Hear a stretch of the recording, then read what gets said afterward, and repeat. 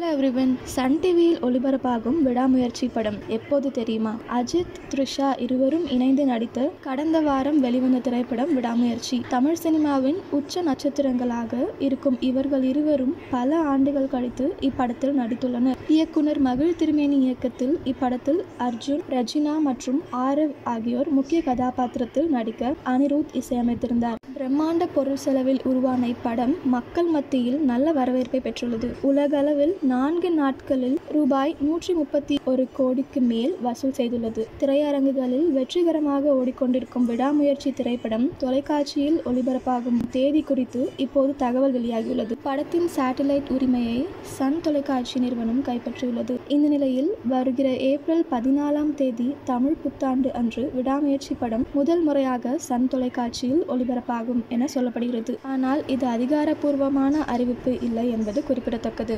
இந்த நியூஸ் பற்றி நீங்கள் என்ன நினைக்கிறீங்க அப்படின்றத கமெண்ட்டில் சொல்லுங்கள். இதே மாதிரி லேட்டஸ்ட் சினிமா நியூஸ் அப்டேட்க்கு இந்த சேனலை சப்ஸ்கிரைப் பண்ணிக்கோங்க.